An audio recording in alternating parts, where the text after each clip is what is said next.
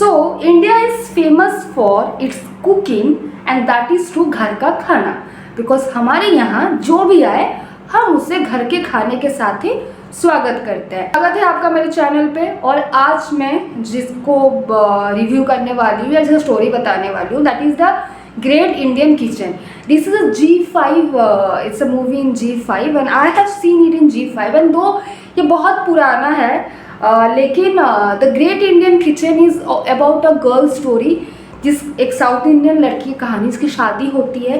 She is a Bharatanatyam actress, sorry dancer, and वो आती है शादी करके, और जिस दिन से वो आती है शादी करके वो बस किचन का ही काम करती है। प्लस उसको थोड़ा क्लीनलीनेस का बीमारी होता है, तो वो जब ऐसा अनअरेंज्ड और अन ये देखती है ना, तो तब वो बिल्कुल अपने आप को उस लेवल में ढाल नहीं सकती। एक टाइम के बाद वो चाहती है कि वो एक डांस टीचर बने, क्योंकि उसका स्पेशलाइजेशन भरतनाट्यम पे था। बट हिज हस्बैंड एंड उसके इन लॉज फैमिली एकदम टिपिकल एंड ट्रेडिशनल कल्चर्स वाले होते हैं, इसके लिए उसे काम करने नहीं देते। लेकिन ऑन दी अदर हैंड उसकी मदर इन लॉ उसे सपोर्ट करती है।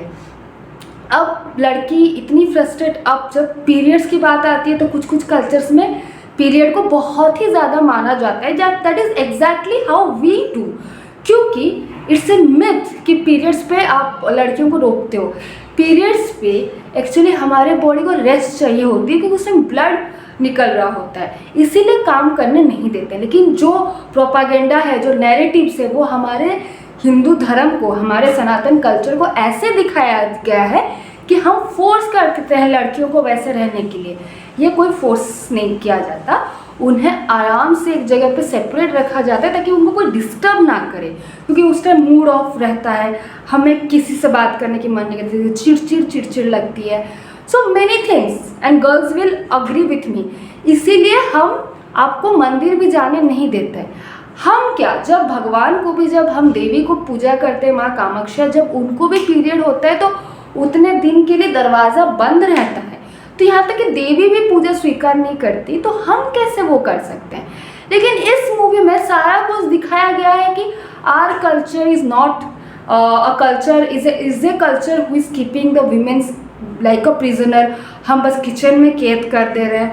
No, because in south the girls are more advanced and they are having more this opportunities, क्योंकि उन्हें कभी पर्दा पर रहना नहीं पड़ता, वो भी पल्लू नहीं लेते। तो this kind of movie coming from in south industry is the fun of south industry. Secondly, इसने सबरीमाला इशू को बहुत पॉजिटिवली हाईलाइट किया है, जो कि was another black mark on the culture of south. So this was an agenda to establish कि the culture of Hindu और culture of this South India is to lock the women and to put them in trash.